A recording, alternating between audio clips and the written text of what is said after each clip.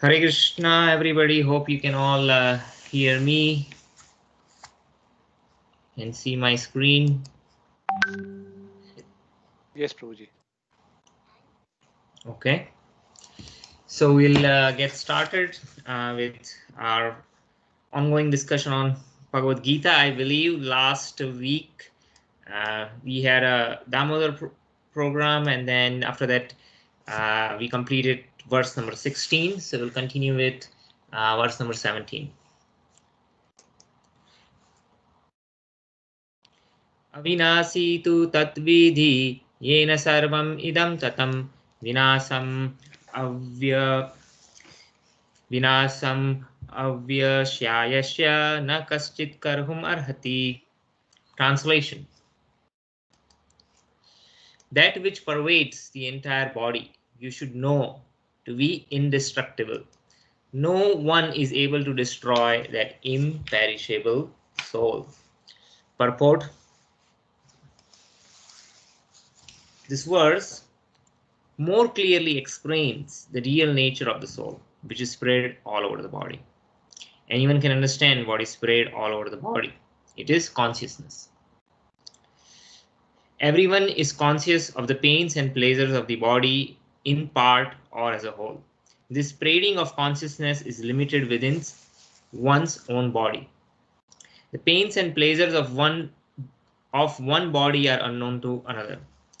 So just to give a quick recap on where the discussion was, right? So in second chapter, we saw now Krishna is actually addressing different concerns which Arjuna had raised, right? And one of the things that Arjuna was worried about is the fact that he has to fight with his teachers and elders, and they are worshipable. And someone who is so worshipable and worthy of so much respect, one is very cautious of how one interacts with one's elders. So what to speak about fighting and killing them, right? Now, in response to that, Krishna actually says to Arjuna that, well, if you're worried about your teachers, right, Dronacharya especially and Bhishma Pitama, he's saying, well, in general, not just them. He's saying there was never a time where you did not exist, I did not exist, or all these kings did not exist. So then that led to the discussion about what is the difference between body and soul, which Krishna explains, how the body goes through different stages of life, and then but the consciousness continues through all those different phases of the body, right? From birth to childhood, youth, adulthood, old age, and then similarly the soul continues into next life. So that's the background of all the discussion that we had so far. So then in the subsequent verses, what Krishna is doing, Krishna is explaining the nature of the soul, right? So in the previous verse was also a discussion about the soul, right? So one of the qualities of the soul is in the previous verse we discussed that those who are seers of the truth have concluded that of the non-existence, which is the material body, right, there is no endurance, and of the eternal soul there is no change. So it's saying is that the body, right, there is no endurance. That means eventually it will get destroyed. And for the soul, there is no change. The soul is everlasting. So essentially everything that in this world that we see can be classified into spirit or matter. So this is the ongoing discussion, right? So we're still continuing the discussion on the soul. So in this particular verse, what Krishna is saying that, okay, where is this consciousness, right? And how do you perceive it? So now we're talking about, first we describe the nature of the soul. That soul is everlasting, right?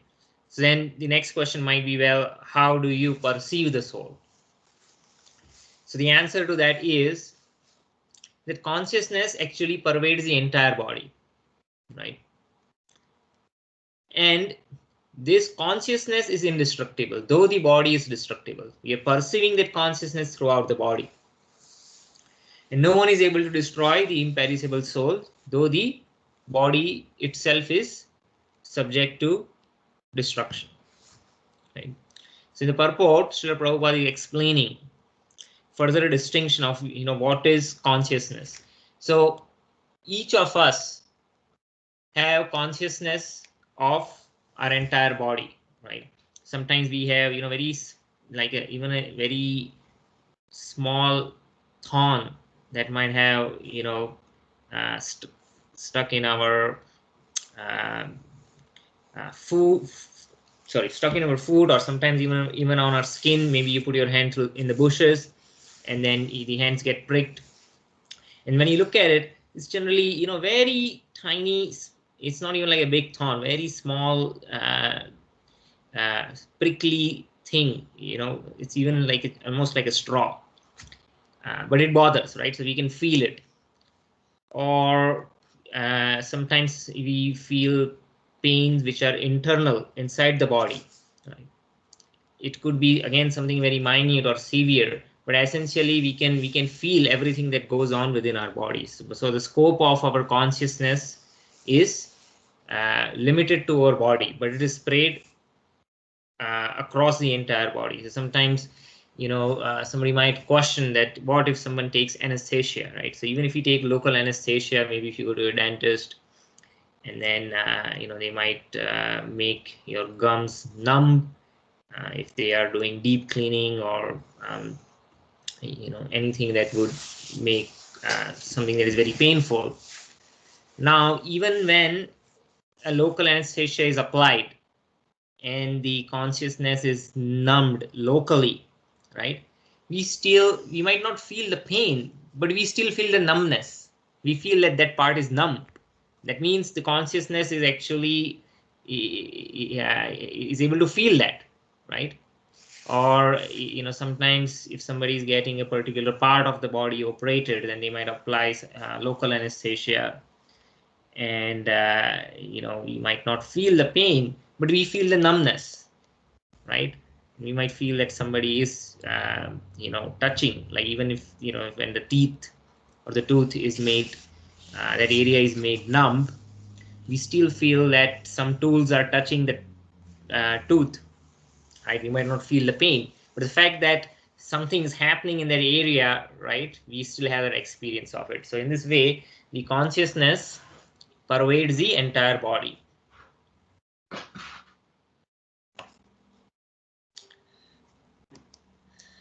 So yeah, so the pains and pleasures of one's body are unknown to another. So what I am feeling is something that others cannot experience, right? I mean, they might be empathetic towards ourselves. So sometimes we feel that somebody is experiencing some kind of misery or some kind of happiness, and when we see that, maybe we can relate to it. We are empathetic towards that experience, and sometimes we can relate to it, that this person is in this particular situation and they are experiencing either pleasure or pain, and we might have been in a similar situation in the past, and so we can relate to it. There's empathy, but we still don't have that direct experience of that individual at that particular time and place, right? So when we talked about Damodar pastime, right, last class we discussed about how the sons of Kuvera, Manigriva and Nal Kuvera, they were cursed by Narada Muni. But before Narada Muni cursed them, what did he say? Right, he gave an entire philosophical discussion on why I am punishing you, and he said many things. But one of the things that he mentioned was that those who are not pinpricked, they don't have any experience of pain, and so that's why they don't have empathy, right? Because of that, they might actually continue to cause pain to others. And one of the examples that was given in that regard is that in order to satisfy their tongue or palate, they would encourage or indulge in killing of animals, right, just to satisfy their tongue.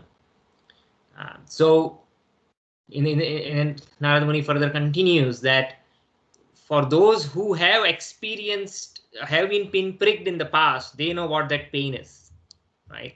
And so they are careful not to cause pain to others, and they can relate to it. So by the same logic, though one can relate to the experiences of others, that doesn't mean that they are able to directly experience it when somebody else is going through that pleasure or pain at a given point in time. So that's what it's talking, that's what the import of this statement is. It says the pains and pleasures of one's body are unknown to another.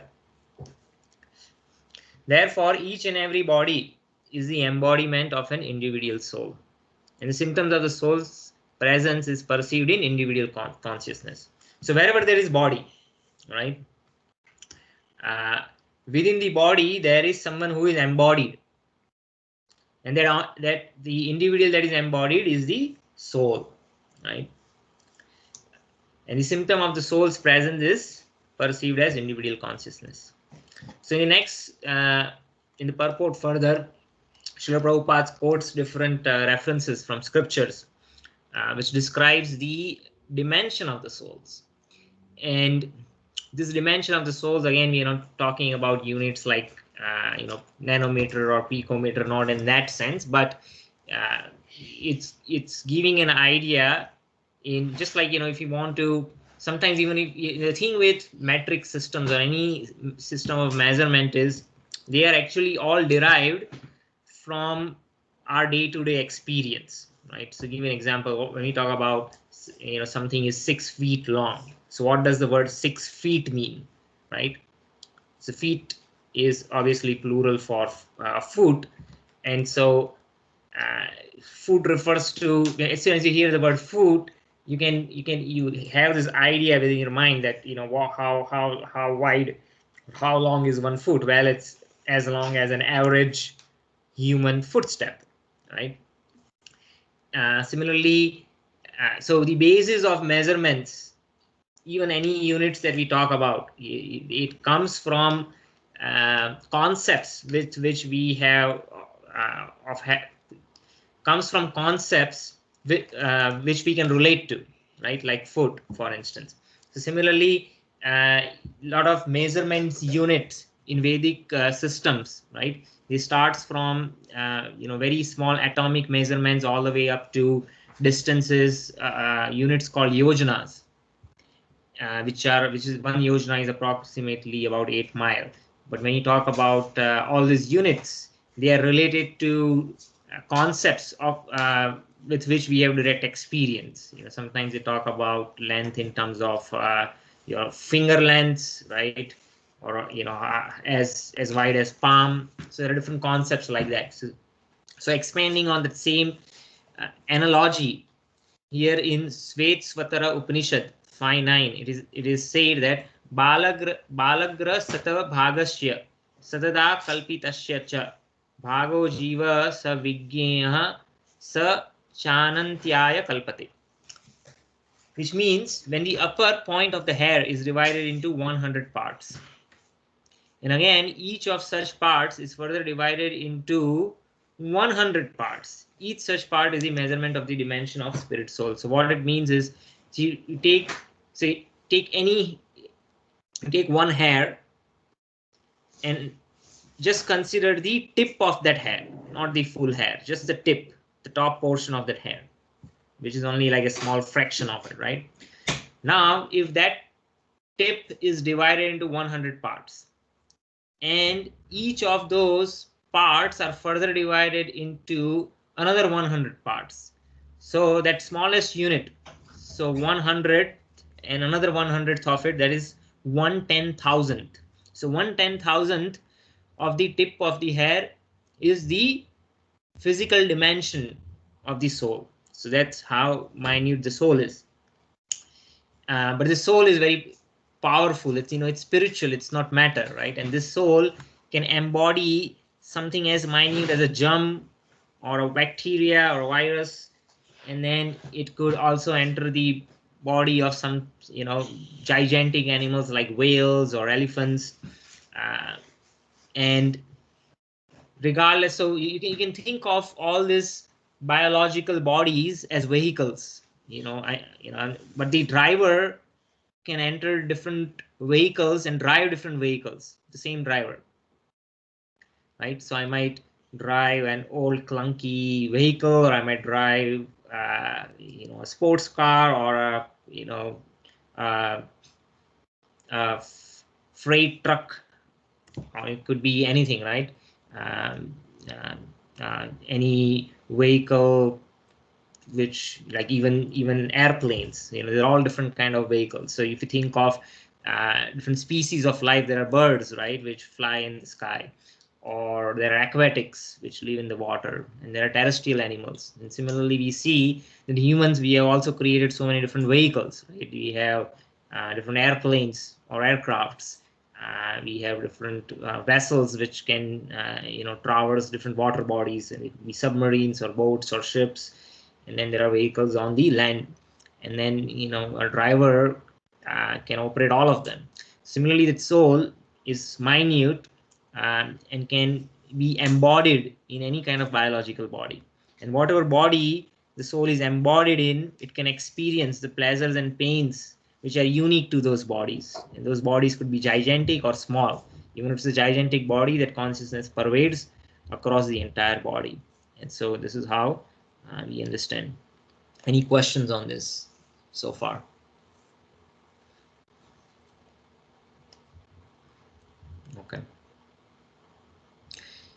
Srila Prabhupada further explains that, yeah, this very small spiritual spark is a basic principle of the material body.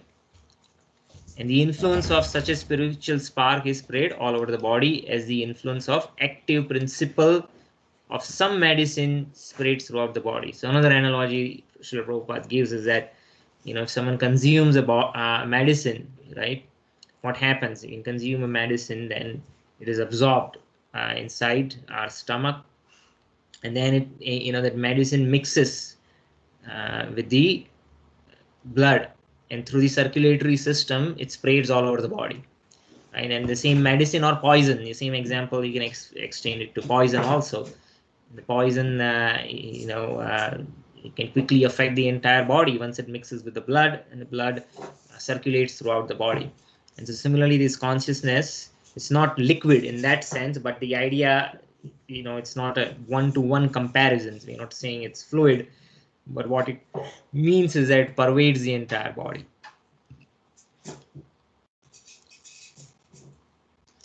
Okay. And so this is the proof of the presence of the soul. So everyone can understand, even a layman can understand, that once the body is dead, right, we know that the soul is not present in the body anymore, and that soul moves on, and the body does not react to any kind of pleasures or pain. It does not communicate, and one can know that this body will start decomposing soon. So we mentioned there are different phases of the body, right? So after birth, there is growth, right? After growth, there is sustenance. Then there is dwindling. That means the body grows old. Meanwhile, the body creates byproducts like offsprings. And then after dwindling, the body dies. Now, the body could dwindle for a long period of time. Somebody might have the good fortune of living a very long life. Of course, in Kali Yuga, the life is not very long. In the previous ages, people used to live for long, long years, which, if you tell someone, they might not even believe. They might consider it to be something very fantastic or incredulous. But it's described in Satyuga, people lived 100,000 years and maximum. Treta Yuga, the life was 10,000 years. And Lord Rama appeared in the beginning of Treta Yuga, is mentioned after returning back to Ayodhya from Lanka. He ruled over Ayodhya for almost 11,000 years. So in Dwapar Yuga, the maximum life was 1,000 years. Towards the end of the Dwapar Yuga, it kept on reducing. It was around 100 years. And we see in Mahabharata a lot of different personalities. They lived 100+ years, but not like at the time of Mahabharata war, Arjuna, Krishna, they're of same age, so their age is described to be 125 years old. In Kali Yuga, the maximum life is about 100 years, and then it will keep on diminishing as the Kali Yuga progresses. So, today, if you see someone lives 100 years, it's considered to be very long. Now, the thing is, when the body grows old, right? If my grandfather is blessed with having a long life, he's 94. He's still in good spirits and good health, but we can see his body is dwindling. Now, that aging of the body is different from decay. And what is, decay means the body will start smelling and decomposing and decaying, which is not same as aging. And so we can know that as soon as the soul leaves the body, it will decompose. And in different traditions of the world, the dead body is, respectfully either buried in some traditions. In another tradition, the body is offered to fire and is consumed by fire. So if you keep the body, it will start decomposing and smelling. And this consciousness is not a product of any chemical reactions, right? So if you say if it is a product of all the chemicals, well, all those chemicals are already in the body, right? Nothing has changed from one moment to another. But life is not there. Now, even if somebody says theoretically that it's actually a combination of chemicals, then what is that theory? Before even it's practical, either somebody has to show it practically. Well, you can create consciousness, by mixing the certain chemicals. Well, that hasn't been done. Neither has any been theory proposed, like which chemical in what proportion reacts in which fashion to create consciousness, right? So there is no basis for this argument that consciousness is created by chemical reactions. So that is not possible. Yeah, so that's what Srila Prabhupada says here. This consciousness is not a combination of any amount of material combination. Right? The cause is the spirit soul. Similarly, in Mundaka Upanishad 319, again, there is another description of soul that is given, is that the soul is atomic in size and can be perceived by perfect intelligence. So what is perfect intelligence? It means that by analytical understanding, one can understand the existence of the soul. Why? Because soul, we'll learn in later verses that soul is not affected by the 5 kind of elements. So what are the 5 elements? Earth, water, fire, air, ether. And so, you cannot smell the soul, you cannot make it wet, you cannot burn it, you cannot dry it, right? So these are all the different, if you look at the principle of scientific analysis, right? There are things which are physical, they might measure the dimensions of it, or there are different kind of tests that can be performed to measure the softness, hardness, the texture. Or if something's fluid, then they might do viscosity tests, how viscous the fluid is.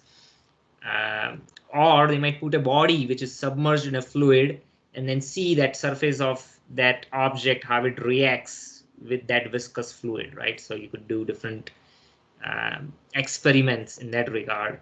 Or if something is, has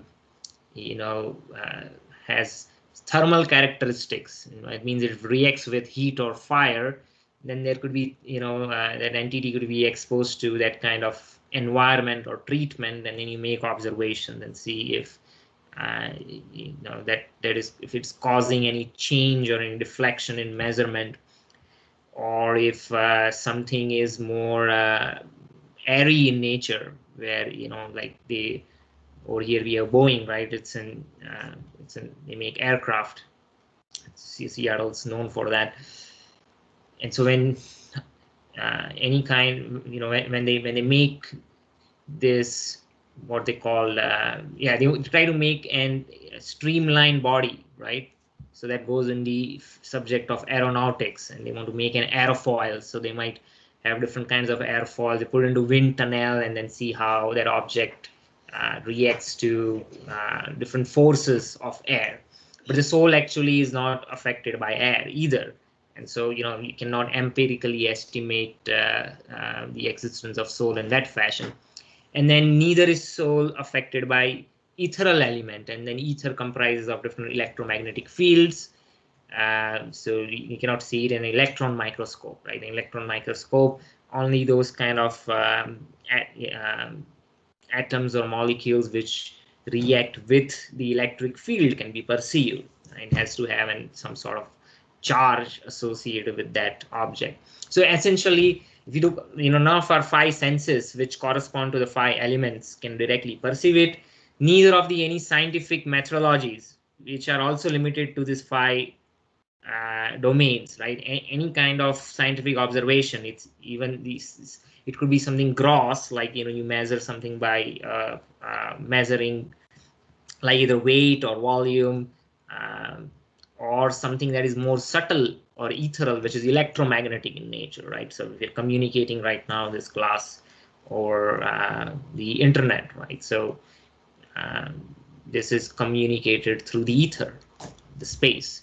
So that's the subtlest element of the 5 gross elements that have been exploited. But science has not even begun to understand something even subtler than ether is mind, and subtler than mind is intelligence, subtler than intelligence is ego, and subtler than ego is soul, right? So you still have 3 subtle entities between ether and the soul, right? And then there is some advancement in psychology, but they are trying to understand the psyche and the subconsciousness. But the mind is also a physical element in the sense that it has existence in space and time. But how would you perceive it? Because our instruments are blunt. The subtlest thing that we can perceive is the ether. So electromagnetic observations and instruments, they are only limited to the ether. But for mind, what kind of instrument you will use? For mind, for intelligence, what kind of instrument can be used? No, but we can perceive mind. The fact that we have thoughts, right? The fact that thoughts is an indication of mind. And what is sound? Sound is vocalized thoughts. I might have thoughts in my body or on my mind, but if I don't vocalize it, then the other person won't know it. And so unvocalized ideas, they reside in the mind. And then subtler than mind is intelligence. And how do you know intelligence exists? And intelligence, again, just like mind, is not an abstract idea. It is a physical entity. It exists. But again, it is even more subtler, so we cannot perceive it. But the fact that we can deliberate on things, we can make distinction, we can make choices either in favor or against. We can discriminate. The tendency to discriminate suggests the presence of intelligence, right? That's how you can perceive and say that intelligence exists. There is no instrument by which one can measure. And the idea of ego, an idea, it's not simply an idea. Ego is actually a very fine, subtle matter, which is even subtler than intelligence. And this covering of ego makes us identify with different kind of entities or objects.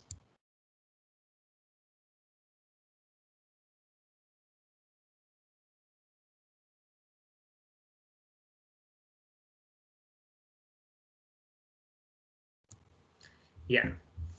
So the ego is actually a covering on the soul. And I've given examples in the past where I'm explaining that somebody who is driving a personal car and in an expensive car, and if the car crashes, then one feels attachment and the loss because of the attachment. One laments the loss of that vehicle. But if someone's riding an Uber or a Lyft, and if the car crashes, then the person's not hurt, you just hops out of the car, hails another ride, and moves on, right? And because there's no attachment to it. So that ego is because of the covering of the ego, we identify ourselves with different objects. So first we identify ourselves with the body, and then the next we identify with the byproducts of our body, which is our immediate family members. And then that expands to your one's caste or race, nationality, even species, and so all those are extended forms of identity, which is the cause of ego. And the soul is even subtler than that, right? So this is how we understand how subtle the soul is. And so the soul is embodied within a body, a biological body. Before biological body, there is a subtle body also, which comprises primarily of mind, intelligence, and ego. But then there are subtle senses also. So that means apart from so in this particular body, I have biological eyes and biological ears, but the subtle body also has ears, eyes, nose, limbs, which also exist in a subtle fashion. And this subtle organs, the limbs and the knowledge acquiring senses and the working senses, they actually fit into any biological body. Just like I've given this example, this hand can fit into different kind of gloves. Could be baseball gloves, or could be biking gloves, boxing gloves, or if I'm workshop gloves. And so there are different kind of gloves. Different kind of gloves fit into the same hand. Similarly, the subtle body has senses and different limbs, knowledge acquiring senses, which is your eyes, ears, nose, tongue, and then working senses, which are the limbs, and then procreating organs or evacuatory organs. And so they are subtle. That means you cannot perceived by any of the five senses, but they actually, when one acquires a biological body, they fit on top of it, just like a hand fits nicely into any different kind of gloves. So is everyone following so far? Just take a pause over here. Any questions or comments with the concepts described so far? Anyone?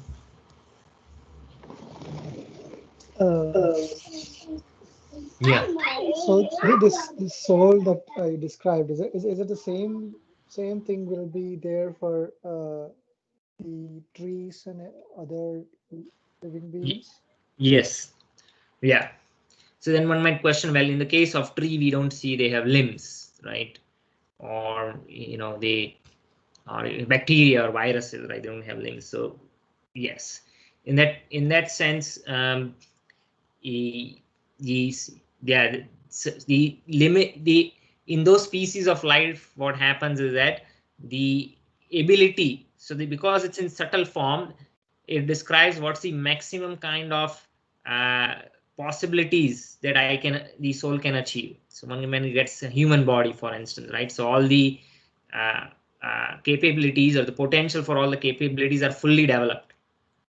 Otherwise, they are there, but they are stunted. So just like, if what do the gloves allow me to do, right? For the hand, the gloves, different gloves are meant for different things.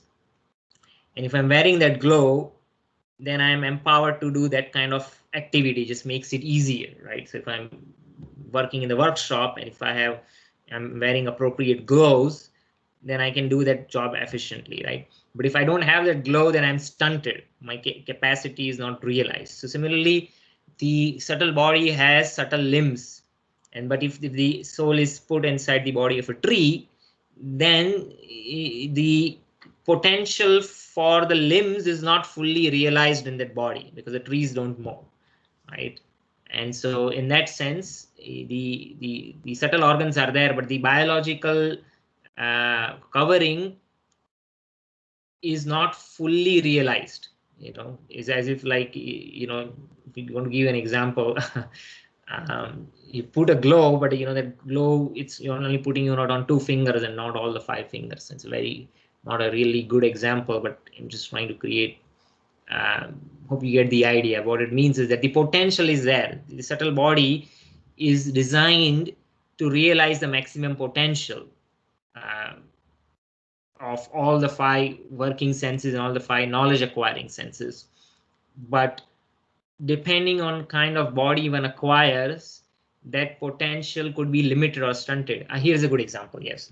So even in a human body, we say the human body allows us to realize the full potential, right? So we have, all the senses are fully developed, but you see that some individuals, they might be visually impaired, right? They cannot see. So they might have biological eyes, but the eyes are not functioning, right? They might be blind.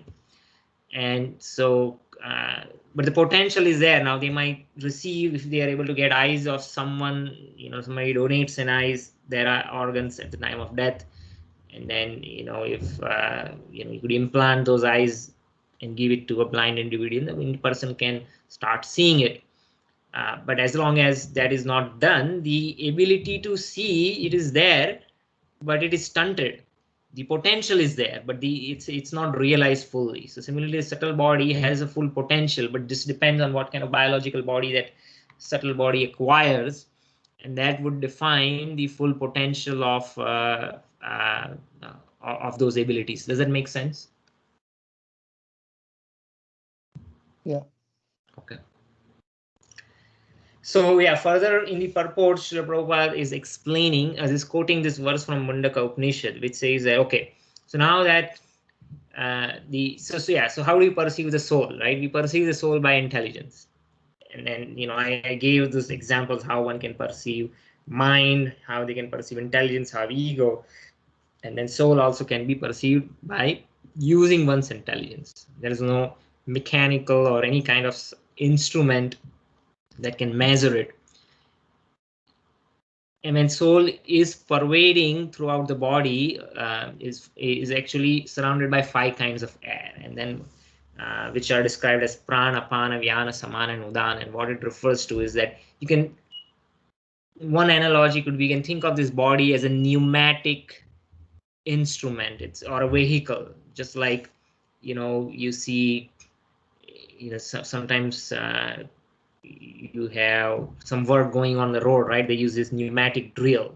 That means, they have, it's powered by air, pressurized air. And the pressurized air, what it does is that pushes the drill bit down, and then, it gives a strong pulses of powered pressurized air, which at very high frequency it keeps on hitting that drill bit, right?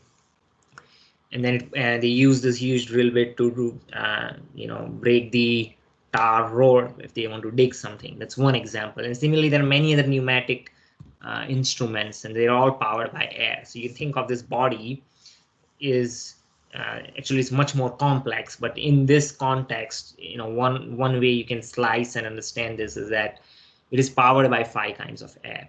And then so pran is basically inhalation. We pran literally means life, and life is there as long as we can breathe, right? So once we breathe air goes into the lungs, and then the oxygen in the air is then transfused into the bloodstream, and then it oxidizes the blood, and at the same time the carbon dioxide is again absorbed out of the bloodstream again by the lungs, and then we exhale it, right? So pran is literally the life air, and so it's the air that we take in. And then apan is exhalation, right? It's what we exhale out. Vyan essentially refers to yes, the Vyan refers to the circulatory forces inside the body, and so once anything that we eat is absorbed by the stomach, and then the heart actually pumps the blood throughout the body again, and then so we think of it in terms of an organ perspective, but actually these are forces which actually makes it realize, again, heart is doing it, but then uh, there is an air or a force which is called Vyan. So that is one thing, but then there's even the nervous system, all the signals from our different senses that we perceive different signals which are transmitted through the neurons to the nervous system that includes the brain, the spinal cord. And so all of that is coordinated through Vyan or circulatory forces inside the body. And then you have Saman, which is absorptive forces, and that's what actually refers to the absorption of the nutrients in the stomach, absorbing the oxygen in the lungs, anything that the body absorbs, or even sometimes we put oil, right, on our scalp or on our body.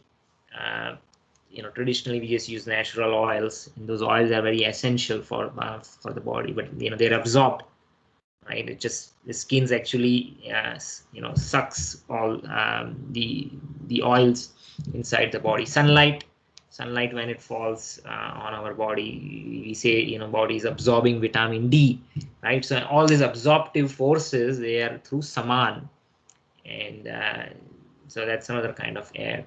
And Udan refers to different forces which are responsible for powering our working senses. And so everything else was internal, but Udan is more about external. So I'm moving my arms, or I'm using my arms to lift something, I'm using my legs to walk. That is all because of Udan. It's all work, actual work that is done is through Udan. So what are the 5 working senses? That the limbs, which is your arms, the legs, then you have procreatory organs, evacuatory organs, and so and the tongue. Tongue has 2 functions: it's knowledge acquiring as well as working senses, because the tongue, when I eat or taste, it's a knowledge acquiring sense. The same tongue can be used for speaking, which is a work where I'm communicating, and so that tongue is also powered by Udan. So procreation, giving birth to a child, evacuation, moving of the body, all that is facilitated by this air called Udan. So there are 5 kinds of air, and you can think of this body as a kind of a pneumatic instrument. Okay.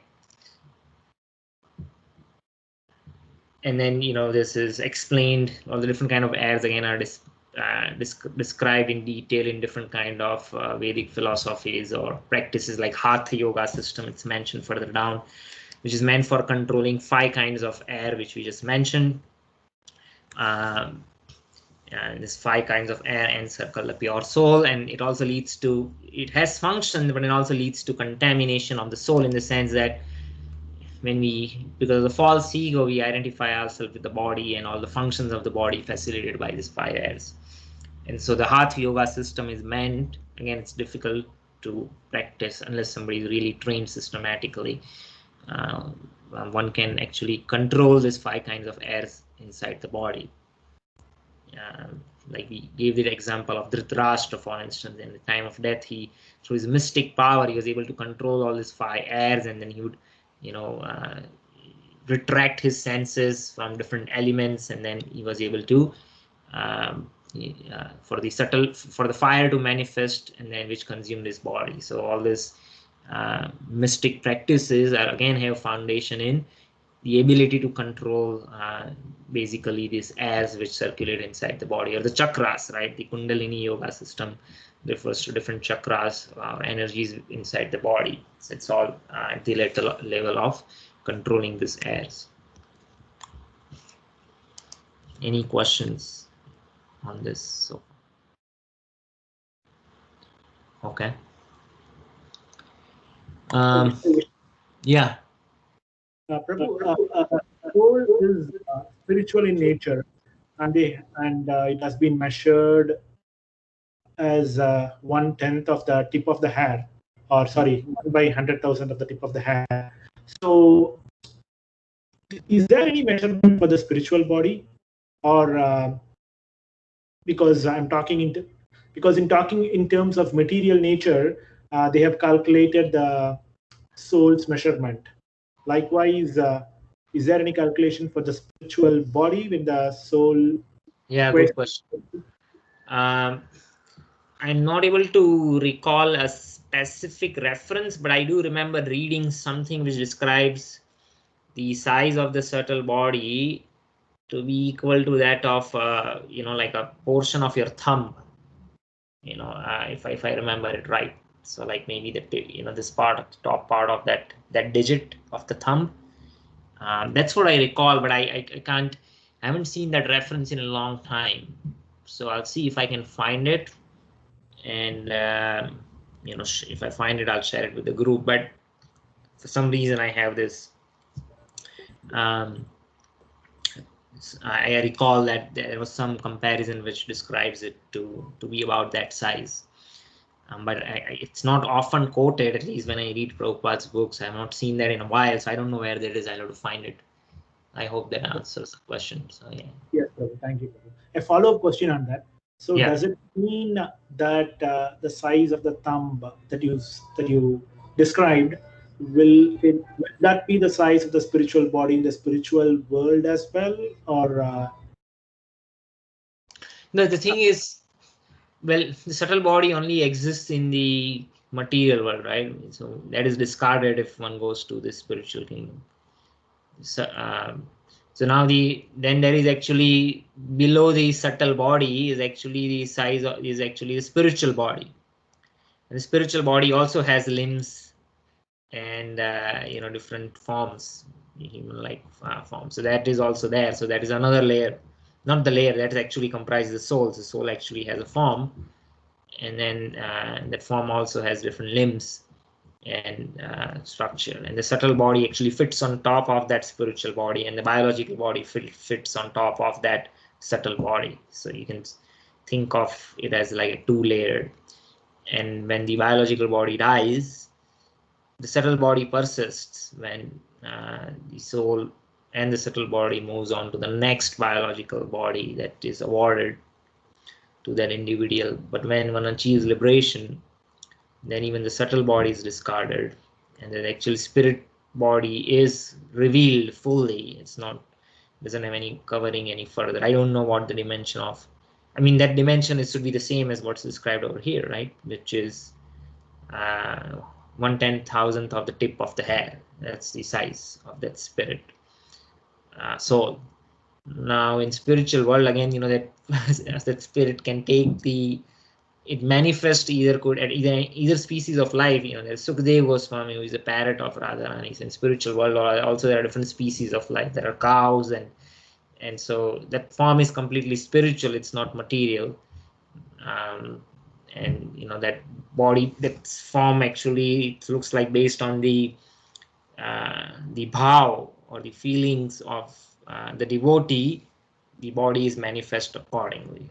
And that's all we can understand. I mean, that means you can, then it's not limited actually to 1/10,000 on the tip of the hair, right? I mean, it's obviously much larger than that, but it's not that that body is a covering on the soul. It's the soul actually assumes that form, it itself. So, and in that sense, you can say that maybe, there are different kind of forms that soul can assume. There is no elaborate description of it, but this is how we can, begin to understand that. We don't have any direct experience. I mean, so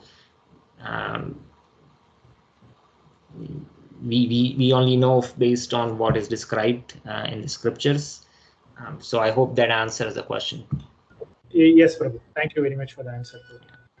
And then, the thumb size for the subtle body, let me get a reference. If I don't get a reference, then, maybe in Ajamil there is a description when they tried to take his subtle body out of the body. It was tied by Yamapasas, the ropes of Yamaraj. So subtle body cannot be tied by physical ropes. Yamaraj uses special ropes. Those ropes are made up of gunas, sattva gun, rajagun, tamogun. And then they use those Yamapasas, special ropes, to pull the subtle body out of the gross body. Yamaraj, takes that subtle body and then awards him next body based on his pious activities or impious activities. So maybe in some of those references that description of the subtle body is described in detail, but I don't know. So let me find it out, and so don't quote me on it until then. Okay. Yeah, so further description is the constitution of the atomic soul is admitted in Vedic literatures. It is actually felt in practical experience by any sane man. So we can all experience it, right? And we can experience it empirically. I mean, we cannot measure it. We don't have the means to measure. Just like if you say there are different sieves, right? And we use sieves traditionally to filter, right? So you have, could be grains, and depending on the mash, size of the mash which is used in the sieve, if any kind of impurities which are more or smaller than the size of that mash, then they would pass through. But larger, those which are larger are retained, right? It does not pass through the mash. And similarly, when we're trying to measure something, we are limited by the resolution of that measuring instrument, right?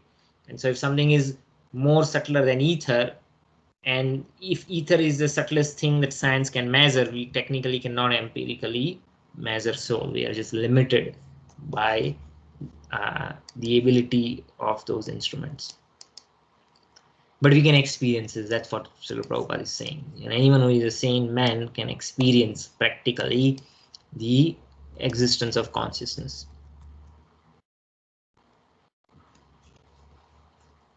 So we discussed all this. The soul is referred to as the heart. Here, heart does not literally mean that the biological heart, which is pumping the blood. What it means is the essence of the existence of any living entity is the heart.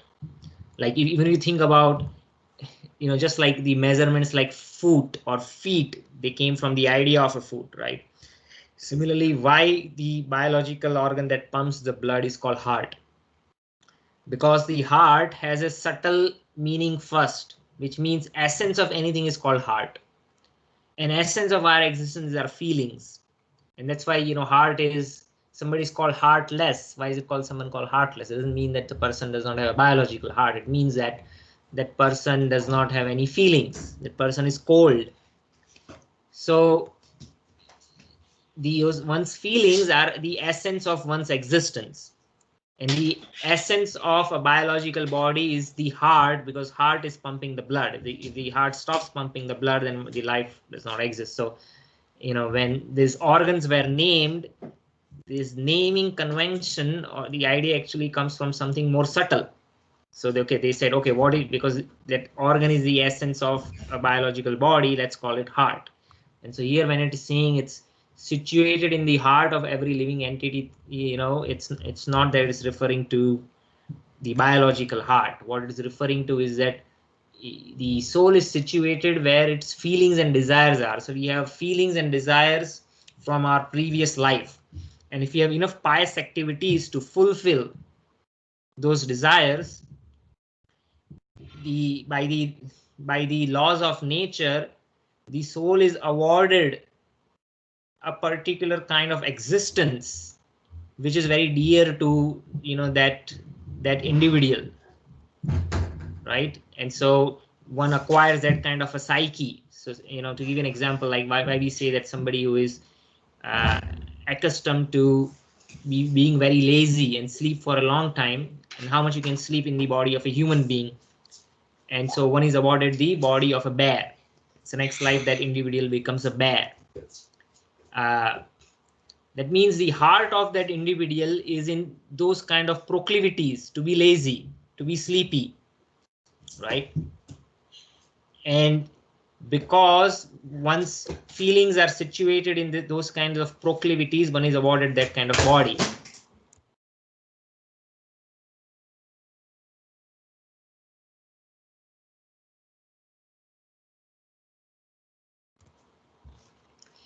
So the bear is, so I gave that example, right? So when it says that this atomic soul is situated in the heart of every living entity, right, it's referring to the core of one's desires or one's proclivities. That's what it means, because there are like worms, earthworm does not have a heart, right? I mean, it does not have a circulatory system.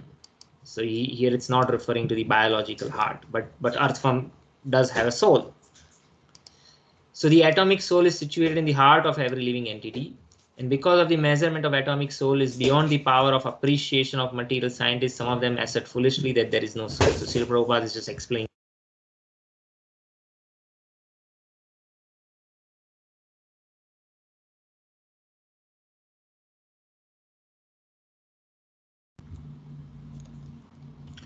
Srila Prabhupada does elaborate further over here that, is giving an analogy over here that, okay, any kind of activity that is happening within the body, right? So we have voluntary activities which we do according to our will, like moving, talking, but then the involuntary or activities like digestion or circulation of the blood, again, they continue as long as the soul is present, right? As soon as the soul leaves the body, all those activities stop. And then the soul is a source for all those activities. That's what it all says. Yeah, and then again, these are all again examples of everything that is happening in the body is mystical. Now, science has analyzed and studied all this, and you can, say, well, you have white blood cells for immunity, and there are red blood corpuscles, and then, based on the nutrients absorbed from the food, the cells grow and multiply, and then you can describe those cells in much detail, and there is a nucleus and there is a plasma, which is the cell wall is made up of the plasma, and so all those technical details are there. But what is the source of the energy, right? How is it? Science can describe how things are happening, but it cannot describe why they are happening. Like, where is or why they behave in the way they do behave, right? So the red blood corpuscles have a particular kind of nature. The white blood cells, they have the ability to provide immunity to the body. And so that is something can be medically ascertained by medical science, but then you cannot ascertain, well, why white cells behave the way they do behave, right? And so all that is happening mystically, right? So beyond certain point, there is no answer.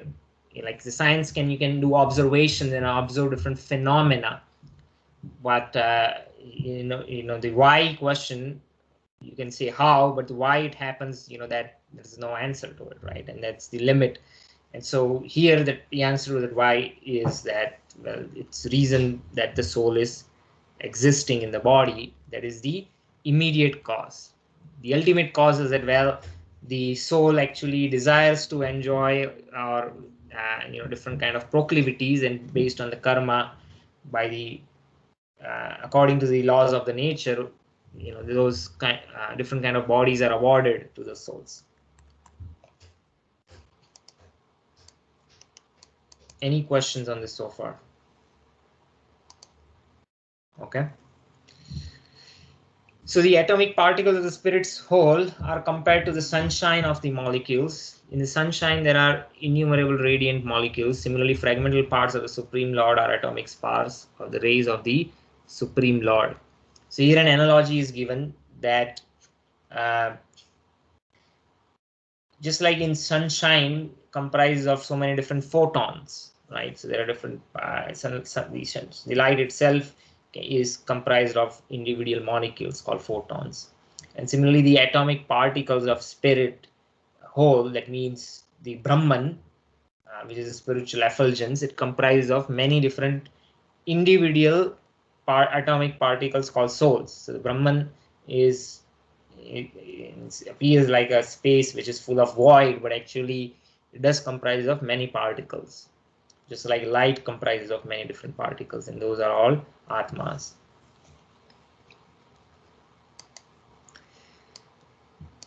Yeah, the fragmental parts of the Supreme Lord are atomic sparks of the rays of the Supreme Lord, called by the name Prabha, or superior energy. So the Lord has Lord is energetic, and he is energy, and then his energy can be divided into two parts, material and spiritual. So the material energy is basically the dull matter, by which we see different kind of variety in different matter, which is combination of earth, water, fire, air, ether, three modes of nature, all the the working senses and the knowledge acquiring senses, all those different varieties that we see. This all comprises the material energy, which is inferior. But then there is another energy of the Lord, which is the superior energy, which is essentially the spirit souls. Here Srila Prabhupada is explaining and concluding, finally saying that, well, whether one follows Vedic knowledge or modern science, one cannot deny the existence of the spirit soul in the body. The science of the soul is explicitly described in Bhagavad Gita by the personality of Godhead. And so why Srila Prabhupada is saying is that, well, but the Vedic knowledge, we have given different examples directly from Bhagavad Gita. In the modern science, Srila Prabhupada gives that, well, if you try to understand the body not in terms of the 24 elements, which is described like, the five gross elements in the working senses, knowledge acquiring senses, the modes of nature, that's one way of dividing according to the Sankhya philosophy described in Vedic scriptures. The other way, if you don't do that, instead you try to understand the body from the perspective of medical science, and you think of circulatory systems or nervous systems, and the heart and how the blood corpuscles operate, then also one eventually, after elaborately describing the how, and one ponders on the why, what is the source of this energy, and how does the body stops all these functions, the involuntary as well as voluntary functions, they stopped at the time of death. And just by, even from a medical science perspective, if you try to question why is that, then one can logically and analytically come to the same conclusion. Well, there must be some source of energy which was there a moment ago, it's not there anymore, right? It's not a creation of any chemical reaction. So that is the sum and substance of this particular verse. I think there are a lot of new concepts here, so it was worth spending the time. We talked about the dimension of the soul, the subtle body, what it comprises of, the five kinds of air, and then There were further examples of understanding it from the perspective of medical science. So though we took some time, I think it's worth the effort. Anyone has any questions on this? Not Yes. exactly on this, but I remember you saying in the initial classes that there are 84,000. 8.4 million species of I life. mean, maybe the number. Yeah, right. So, 80. and how did we identify? How did we identify that is by analyzing the consciousness levels Yes. in the. Can you describe more on that? Like, okay, now I understand what is soul and how someone can actually analyze the conscious levels of someone else. Because you also mentioned that we don't have access to other consciousness, individual consciousness, right? So, how one could actually analyze this, that there are 84 species? Yeah. So, um, yeah, good question. So the way we can understand this is that I think in some of the other classes I also mentioned that the in the Vedic worldview or perspective, we understand that knowledge is not a faculty of human endeavor. If you look at the current corpus of knowledge, especially since the dawn of rationalism in the medieval, just after the medieval era, there was the age of awakening, and different philosophers and scientists in Europe, they wanted to uh, rationally understand a lot of different things, because if you look at Abrahamic traditions, they don't have a detailed corpus of knowledge. So if you look at Judeo-Christian traditions, they their corpus of knowledge, I mean they have Bible, right? I mean Bible, there's some genesis, but it's not like a detailed description of creation in terms of how different elements of the nature are created. um, so yeah, that led to this, the quest for knowledge is there, but it was not available, it was suppressed, and so that led to this dawn of rationalism and investigation by different philosophers and scientists. On the other hand, in India, we had knowledge of astronomy and medicine, and apart from spirituality, so all the corpus of knowledge was already available.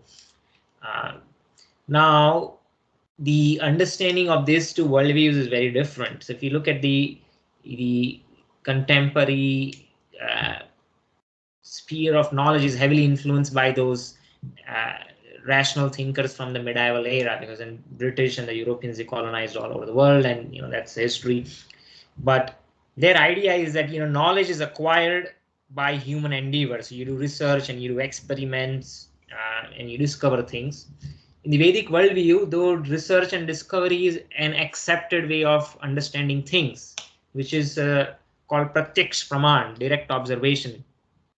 But that's not the only method, because they understand pratyaksh praman or direct observation has its own limitation. So beyond that, there is anuman, which is estimation, which is also there in modern science.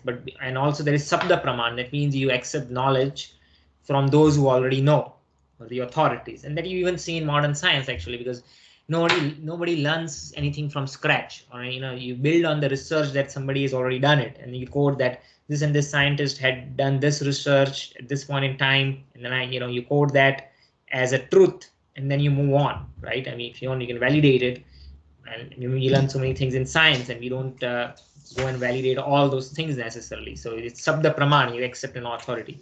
So ultimately, knowledge is not a faculty of human endeavor. The knowledge has an existence independent of our endeavor. Suppose I don't know calculus and I learn it over a period of time. That doesn't mean calculus does not exist. I did not know, and I learned it over a period of time. And similarly, if no one in the world knows that knowledge, that doesn't mean the knowledge does not exist. Knowledge does exist. So that's why Vedas, they are called apaurushaya. Vedas are not a product of a human endeavor. Now Vyasadeva wrote it 5,000 years ago in script format, because in Kali Yuga people don't have good memory. but does not mean Vedas did not exist prior to that point in time. It is said that Vedas existed before the creation, and they will exist after the creation is annihilated.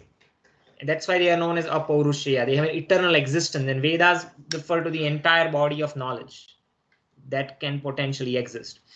And so when we talk about those 84 million species of life, or 8.4 million species of life, is that it's not a biological classification of species the way scientists do it, where they go and study different flora and fauna, and then they have certain attributes, and based on those attributes they classify different species, and there are similar species, they are bucketed together. So it's not so that classification based on consciousness follows similar principles, but it's not that somebody has classified the species after the fact that the species were created. Rather, the different kind of propensities that the living entity can manifest are many, but they are pre-known. They are known even before the creation. They sort of eternally exist. And then those divisions of species, you can think of it like if you know object-oriented programming, you have like class definitions, and then you create those class definitions, and then you have an object which is an instance of that class. And so the class definitions exist prior to the instantiation of the object. Similarly, the class definition of the species of life, according to the consciousness, they exist prior to the actual creation of the species, and then different species are instantiation of those class definitions. And so we can so this definitions is not created after the fact, they exist before it. Now if you want, you can actually begin to by following those principles, we can try to understand how they were classified. Right now, this different species of life, at least in the corpus of books that I have studied, I have not read the name of all those 8.4 million species of life, right? But like in Mahabharata and other scriptures, describe that you have so many 100,000 species of aquatics, so many 100,000 species of aviatory species like birds, and then there are terrestrial species, and so there are human-like species, so they're all described. Then they have insects and reptiles. And at least from the perspective of our intellectual ability, we can see how the consciousness of aviatory species is different from aquatics, and how this consciousness is different from those of terrestrial beings. And even within terrestrial beings, we can see like cow, which is more like more in the mode of goodness, versus some carnivorous animals which are more in the mode of passion. And so we can see those distinctions, and that's as far as we can understand. But beyond that, maybe there are scriptures, and so many Vedas are actually lost. And so I don't know if in some of the bodies of knowledge, I mean, they're lost in the sense they're not available in the written format, though they were written, but over a period of time, we only have the essence of those Vedic scriptures in some Upanishads and Vedanta Sutras. Of course, the Puranas are there. So I don't know if all these 8.4 million species of life are explicitly listed somewhere.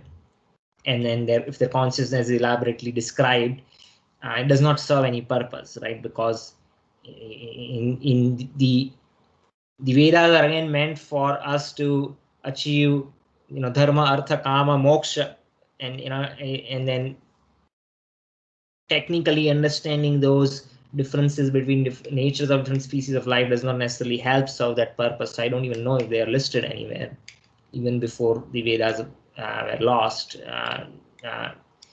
So I hope that answers your question. I mean, we can try to understand the differences in consciousness to some extent at a high level, right? We're not going into the detail of how this particular species of scorpion is different from the other species of scorpion, and what is the difference between their nature. We're not trying to do that kind of study. It doesn't help. So any purpose. But at high level, we can understand some differences. Well, they have different nature on that, just between aquatics and terrestrials and things like that.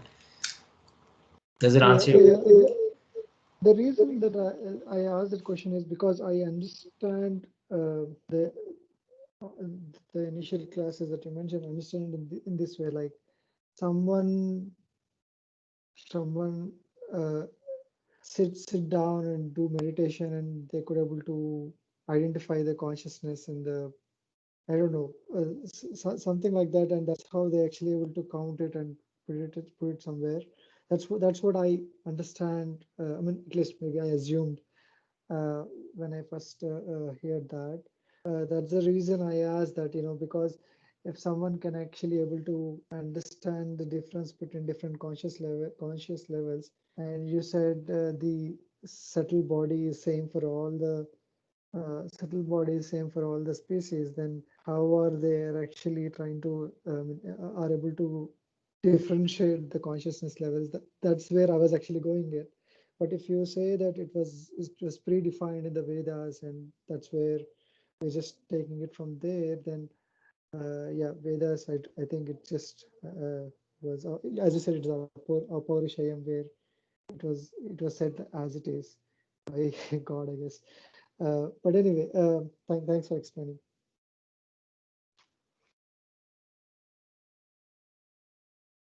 You're in mute, I think.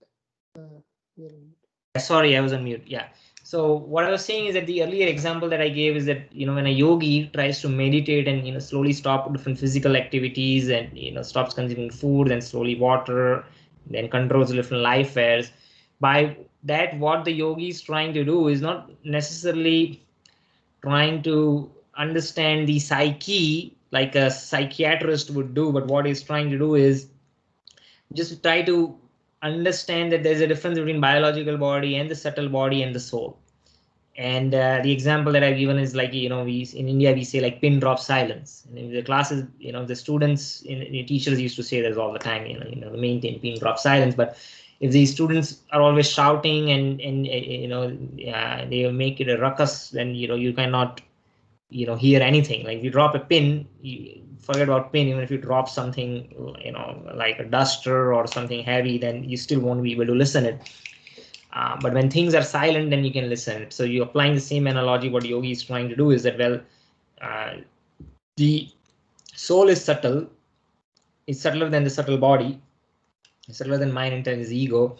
As long as the gross activities are fully happening, then I cannot perceive it. So if I stop all my gross activities, then I stop start controlling my subtle activities and kind of slow them down, then I can begin to perceive the spiritual spark and just the existence of it, and not necessarily necessarily diving further in the nature. Maybe they might experience some bliss, but they're not doing a analysis of consciousness, because that analysis of consciousness again at a level of a mantle, and they might be able to see their mind, but they have to stabilize the mind, because unless they stabilize the mind and the thoughts, they won't be able to perceive the soul. Then they are stuck at the mental level, because even if they stop the biological activity and they don't consume food or water, but unless they control the mind and able to focus the mind, if mind is still as consumed by different kind of thoughts, material thoughts of different pleasures or ambitions that one has, then cannot perceive the soul. And so that has also been stopped. So they're not really trying to understand their psyche, but try to suppress whatever their nature or psyche is, kind of suppress it, so that the soul can be observed. And so that was a different example where you're not trying to understand what is the level of my consciousness and how it varies from the other person, but just the existence of the soul itself by analytical means. Does that make sense? Yeah, thank you. Yeah. I actually have another question, probably not related to this. Sure. If it is okay with other people in the call as well. Uh, I was actually reading Bhagavatam, and there are many places where it is mentioned that um, the three lokas, it does not exist in these three lokas, or it is exist in all three lokas, or for example, Narada go across all three lokas. I, I I didn't understand what is this three lokas in detail. Like, what are these three lokas and who lives in these three lokas?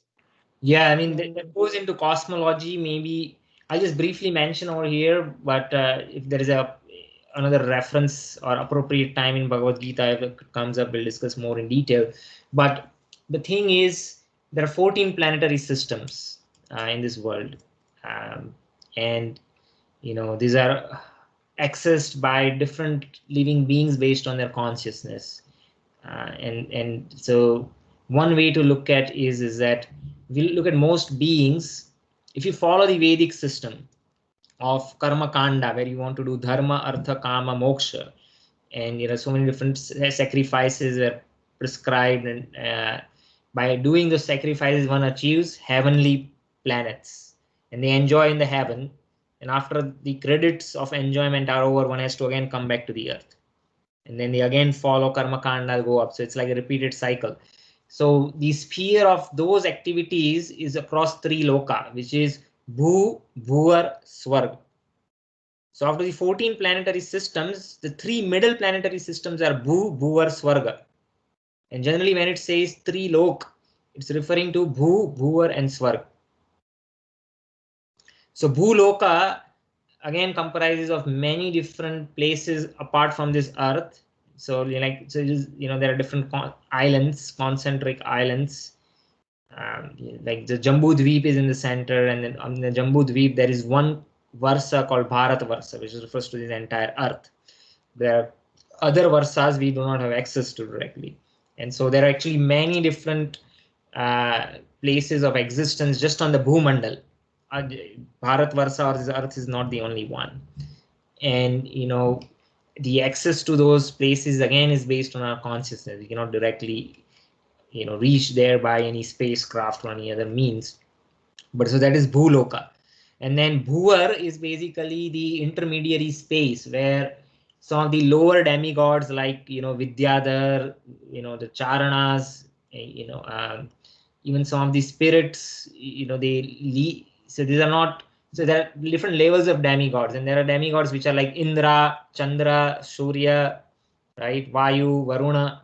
These are topmost demigods, and there are lesser demigods like this, heavenly singers, celestial singers. Sometimes we see in description of Mahabharata that Krishna performed some wonderful pastime, and all these Charanas and Vidyadhars, they came and they showered flowers, or they're watching, like, so they live in this intermediary space which is known as Bhuvar Lok.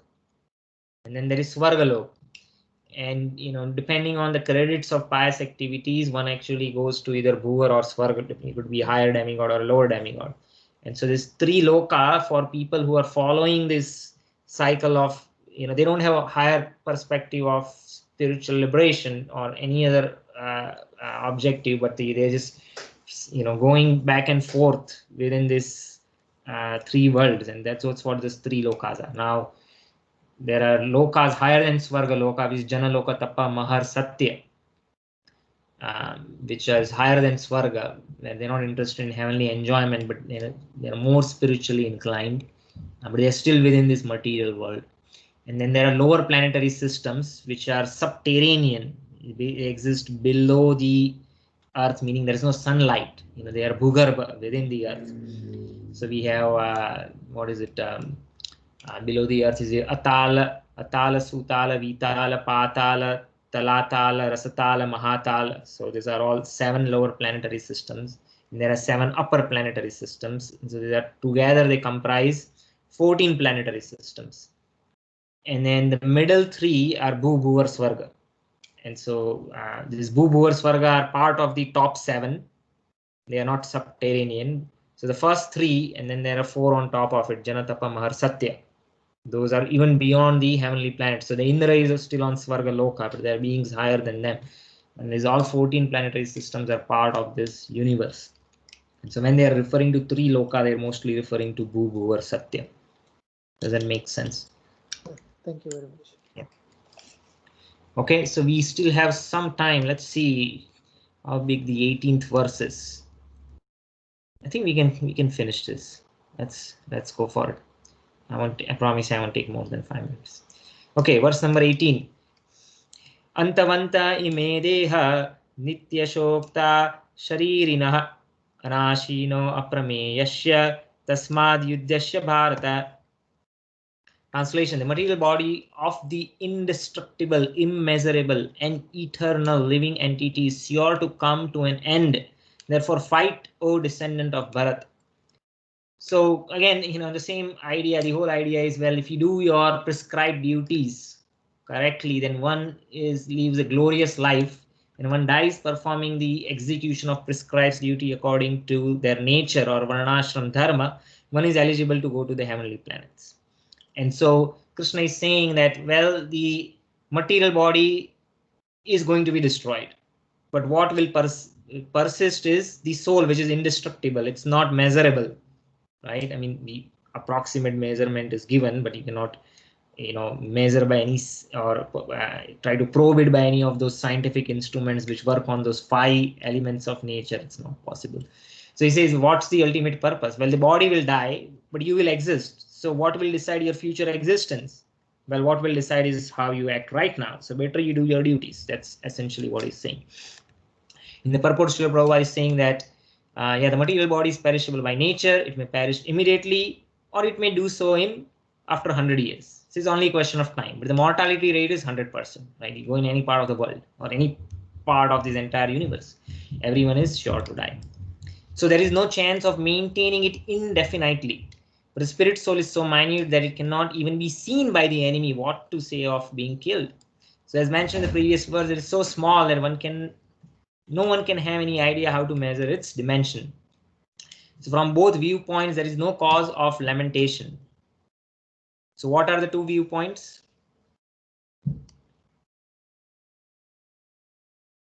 What are the 2 viewpoints?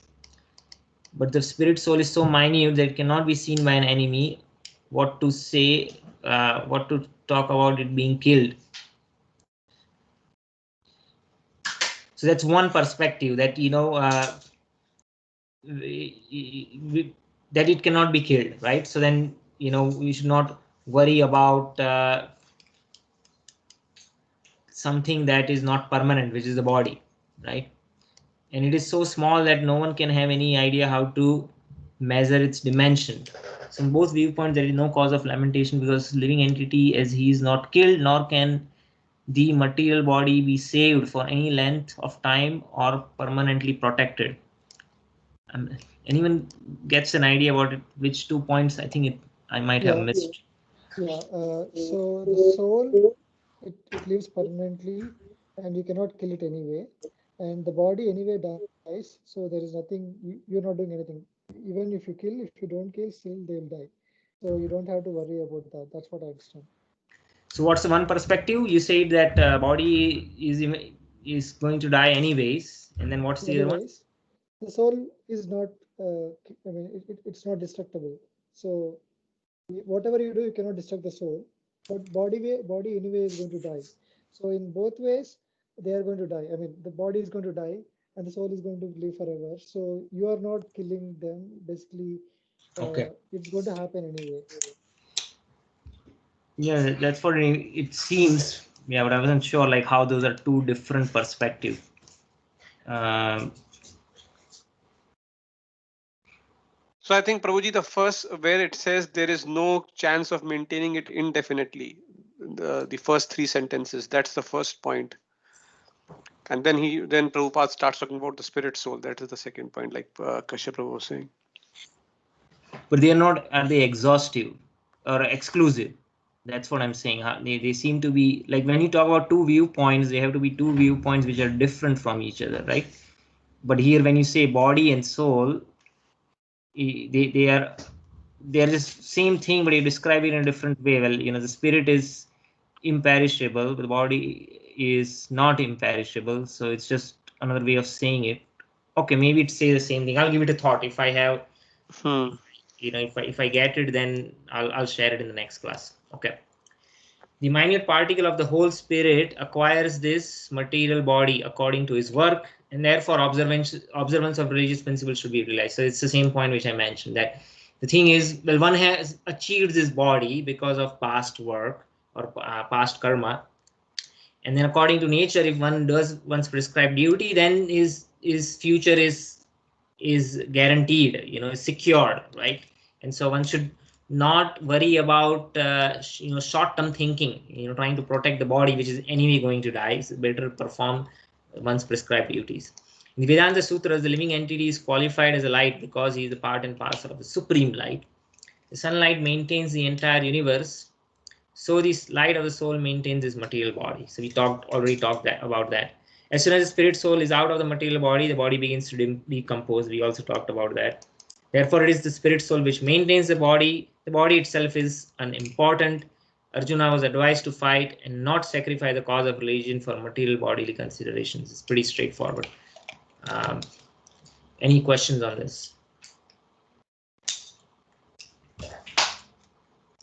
Okay. If not, I think we'll end the class over here and we'll continue our discussion next time. Thank you very much. Hare Krishna. Hare Krishna, Prabhuji. Hare Krishna. Hare Krishna. Hare Krishna. Hare Krishna.